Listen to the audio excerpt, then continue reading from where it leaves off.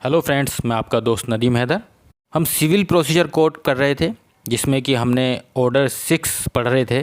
तो इससे last video में हमने ऑर्डर 6 जो कि प्लीडिंग के बारे में बात कर रहा है, तो हमने प्लीडिंग के इंट्रोडक्शन के बारे में पढ़ चुके हैं कि प्लीडिंग क्या होता है, उसके जो बेसिक प्रिंसिपल्स हैं, फंडामेंटल प्रिंसिपल्स हैं प्लीडिंग के, अभिवचन के क्या सिद्धांत हैं, हम वो भी लास्ट वीडियो में कवर कर चुके हैं। और जो ऑर्डर 6 का रूल 1 और रूल 2 का जो सब रूल 1 है वो हम कवर कर चुके हैं लास्ट वीडियो में। इस वीडियो में हम उससे आगे के जो रूल हैं वो कवर करेंगे। देखिए, इन रूलों में हम देखेंगे कि अभिवचन को तैयार करने में, प्लीडिंग को तैयार करने में, मतलब कि प्लेंट को या WS रिटन स्टेटमेंट को तैयार करते समय आपको किन किन बातों का ध्यान रखना चाहिए, उससे रिलेटेड जो आगे के ये रूल जो हम पढ़ने वाले हैं वो होंगे। तो आइए स्टार्ट करते हैं। पहले जो बात करते हैं हम वो रूल 2, ऑर्डर 6 का रूल 2 का सब रूल 2 की बात करते हैं। तो जो सब रूल 2 है, मतलब जो रूल 2 का सब रूल 2 है, वो इस बारे में कहता है कि प्लीडिंग जो होनी चाहिए, जो अभिवचन जो होने चाहिए, वो ज़रूरी है कि पैराग्राफ्स में डिवाइडेड होने चाहिए। वो पैराग्राफ्स जो हैं उन पर नंबर होना चाहिए, 1 2 3 4 ऐसे करके नंबर्स होने चाहिए। और हर एलिगेशन को अगर एक सेपरेट पैराग्राफ में लिखा जाए तो ज़्यादा अच्छा होगा। देखिए, अगर आपने कभी प्लेंट देखा हो, वादपत देखा हो, तो उसमें भी लिखा होता है पॉइंट नंबर 1 करके ऐसे कि that plaintiff and defendant are real brothers. यह है कि जो वादी और प्रतिवादी सगे भाई हैं। फिर सेकंड पैराग्राफ आएगा, सेकंड पैराग्राफ में लिखा जाएगा that property is an ancestral property which is still joint. इस तरीके से जो है पैराग्राफ्स वाइज प्लेंट होगा। इसी तरह से जो रिटन स्टेटमेंट होगा, रिटन स्टेटमेंट भी इसी तरीके से होगा। जो वाद पत्र है, जो प्लेंट है, उसमें जो पॉइंट 1 होगा, पैराग्राफ 1 होगा, वही रिटन स्टेटमेंट में पैराग्राफ 1 होगा। उसको एक्सेप्ट करना है या डिनाई करना है वो डिफेंडेंट वो करेगा। अगर प्रतिवाद पत्र में जो प्रतिवादी है उसको एक्सेप्ट कर रहा है तो वो चीज़ ये मेंशन करेगा कि जो यह कि वाद पत्र की धारा 1 का कथन स्वीकार है या फिर अस्वीकार है। इसी तरह जो दूसरा पैरा होगा प्लेंट के अंदर, वही WS के अंदर भी वही दूसरा पैराग्राफ होगा, उसको स्वीकार करा जाएगा या अस्वीकार किया जाएगा डिफेंडेंट के द्वारा। रिटन स्टेटमेंट में उसके बाद में वो विशेष कथन है, जो कोई एक्स्ट्रा बात डिफेंडेंट कहना चाह रहा है वो चीज़ कहेगा। जो रूल 2 का सब रूल 3 है वो ये बताता है कि अगर कोई डेट के बारे में है तो डेट का जिक्र होना चाहिए कि किस डेट में ये काम हुआ, किस डेट में कॉन्टैक्ट किया गया, तो डेट मेंशन करनी जानी चाहिए। अगर प्लीडिंग के अंदर कोई अमाउंट का जिक्र आ रहा है, कोई नंबर्स का जिक्र आ रहा है, उनको फिगर्स में भी लिखा जाना चाहिए एज वेल एज वर्ड्स में भी लिखा जाना चाहिए। सपोज़ एक पार्टी ने 10,000 रुपये दिए हैं तो वो चीज़ मेंशन होनी चाहिए कि 10,000 रुपीज़। अब 10,000 रुपीज़ न्यूमेरिकल वर्ड्स उसमें भी आना चाहिए और वर्ड्स में भी आना चाहिए, TEN 10 THOU ऐसे करके, तो वर्ड्स में भी होना चाहिए और वो न्यूमेरिकल वैसे भी होना चाहिए। रूल 3 की अगर बात करें तो रूल 3 सिर्फ इतना कह रहा है कि अपेंडिक्स ए जो है, सिर्फ उसमें एक तरीका दे रखा है कि किस तरीके से जो प्लीडिंग है वो होनी चाहिए, वो एक फॉर्म है, सिर्फ उसके बारे में बता रहा है। अब बात करते हैं रूल 4 की। रूल 4 जो है, रूल 4 बात ये कर रहा है कि अगर कोई केस जो मिसरिप्रेजेंटेशन का केस है, फ्रॉड का है, या ब्रीच ऑफ ट्रस्ट है, या विलफुल फॉल्ट हुआ, अनड्यू इन्फ्लुएंस हुआ, या फिर कोअर्जन का हुआ, अगर इन चीज़ से रिलेटेड जो अगर किसी पार्टी की प्लीडिंग जो है वो इन सब के ऊपर रिलाई करती है, किसी के भी ऊपर, इन सब से रिलेटेड नेसेसरी पर्टिकुलर्स हैं उनका जिक्र प्लीडिंग के अंदर होना चाहिए। अगर डेट या फिर आइटम्स नेसेसरी हैं तो वो भी मेंशन होने चाहिए। एग्जाम्पल के तौर पर अगर बात करें, सपोज़ करिए A ने B के साथ कोई फ्रॉड किया है किसी चीज़ को लेकर, तो डेट मेंशन होनी चाहिए, इस डेट को फ्रॉड किया है, क्या फ्रॉड किया है, चीज़ से रिलेटेड फ्रॉड किया है, फ्रॉड से रिलेटेड जितने भी पर्टिकुलर्स हैं वो सब मेंशन होने चाहिए प्लीडिंग के अंदर। रूल 6 है वो बात करता है कंडीशन प्रेसिडेंट के बारे में। कंडीशन प्रेसिडेंट का मतलब है कि सपोज़ करिए कोई कॉन्टैक्ट हुआ है A और B के बीच में, और वो जो कॉन्टैक्ट है वो कंडीशनल कॉन्टैक्ट है। एग्जाम्पल के तौर पे A B से कॉन्टैक्ट करता है, ये कहता है कि वो अपनी बेटी की शादी, अपने डॉटर की शादी B के बेटे के साथ कर देगा अगर B का बेटा जो है वो जज बन जाता है। तो ये कंडीशन क्या है कि अगर जो B का बेटा जो जज बनेगा तभी A अपनी डॉटर की शादी B के बेटे से करेगा। ये क्या हुई, ये कंडीशन प्रेसिडेंट हुई। अगर पार्टी के द्वारा जो कंडीशन है वो परफॉर्म की जा रही है तो उस केस में ये ज़रूरी नहीं है कि वो प्लीडिंग के अंदर वो मेंशन करें, क्योंकि ये इम्प्लाइड फॉर्म में प्लीडिंग के अंदर खुद मौजूद है। पर अगर कंडीशन प्रेसिडेंट है वो उसको परफॉर्म नहीं किया जाता है, उसको फुलफ़िल नहीं किया जाता है, पूरा नहीं किया जाता है, उस केस में प्लीडिंग के अंदर ये स्पेसिफिक तौर पर मेंशन होना चाहिए।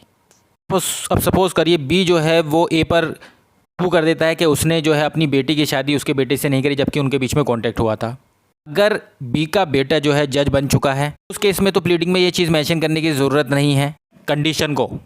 ये इम्प्लाइड रूप से देखा जाए तो खुद ही दिख रहा है ये कि वो जज बना हुआ है।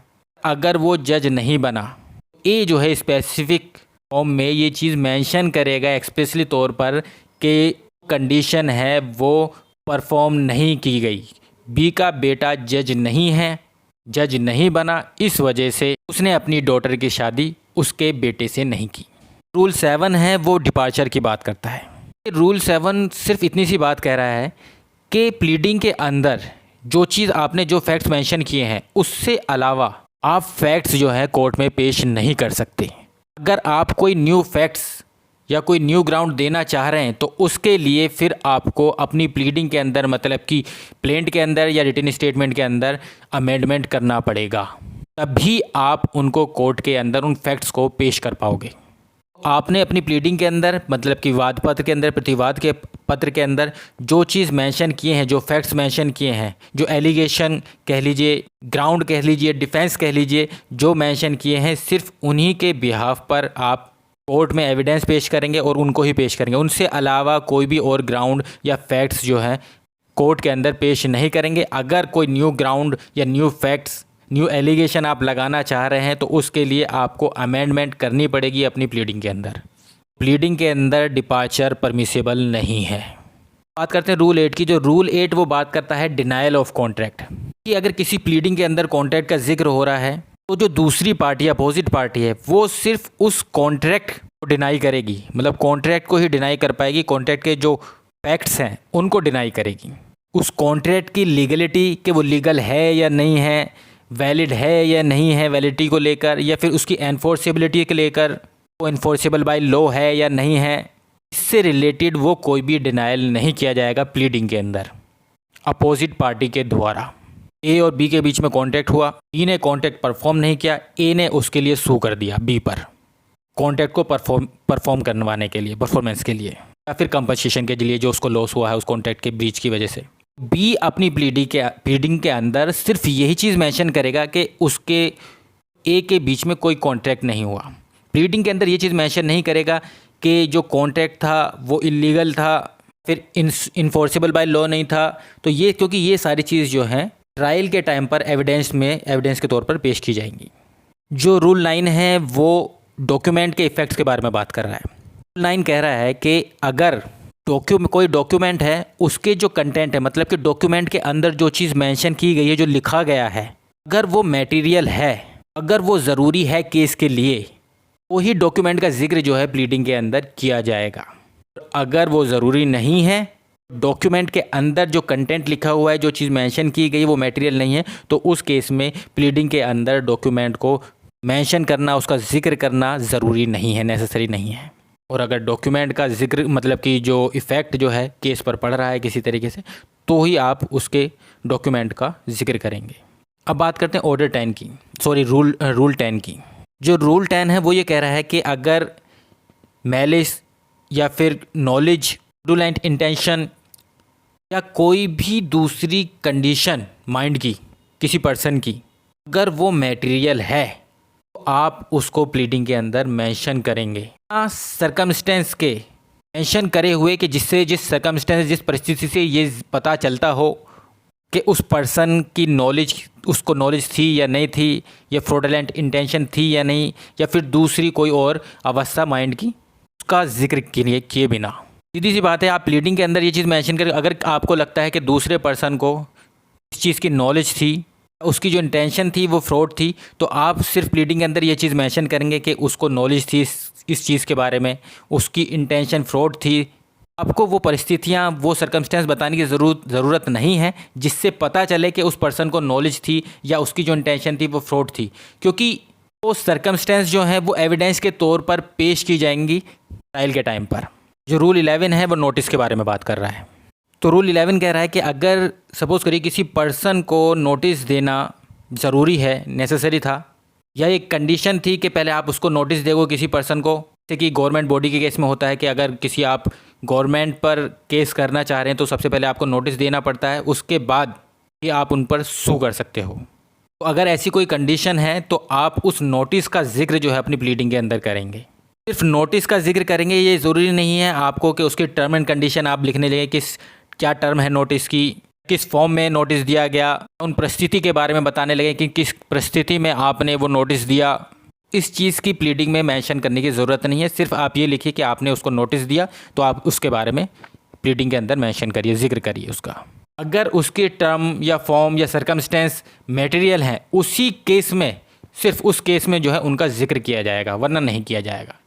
रूल 12 की अगर बात करें, रूल 12 बात करता है इम्प्लाइड कॉन्ट्रैक्ट या फिर रिलेशन के बारे में। इम्प्लाइड कॉन्ट्रैक्ट का मतलब है, देखिए, कंडक्ट से कॉन्ट्रैक्ट करना। अगर इम्प्लाइड कॉन्ट्रैक्ट से रिलेटेड या किसी पर्सन्स के बीच में जो रिलेशन से रिलेटेड कोई किसी तरह का एलिगेशन लगाया जा रहा है, तो उस केस में आप जो सीरीज़ ऑफ लेटर्स हैं, जो लेटर लिखे गए हैं, एक दूसरे की बात की गई है आपस में, कन्वर्सेशन, या कोई ऐसी परिस्थिति जो कि बताए, इससे ये दर्शित होता हो कि इम्प्लाइड कॉन्ट्रैक्ट किया गया है या इन पर्सन का आपस में बीच में रिलेशन क्या है, उसको प्लीडिंग के अंदर जो है मेंशन करना चाहिए।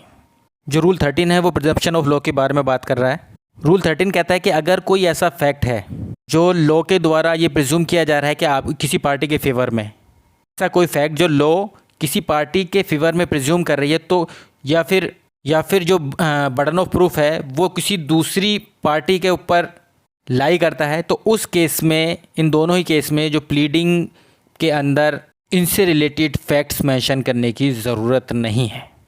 एग्जाम्पल के तौर पे, ये सिर्फ मैं एग्जाम्पल दे रहा हूँ सिर्फ समझाने के लिए आपको इस पॉइंट को। सपोज़ करिए बी के ऊपर बर्डन ऑफ प्रूफ है, बी को प्रूफ करना है कि वो एफ का लेजिटिमेट सन है या अडॉप्टेड सन नहीं है।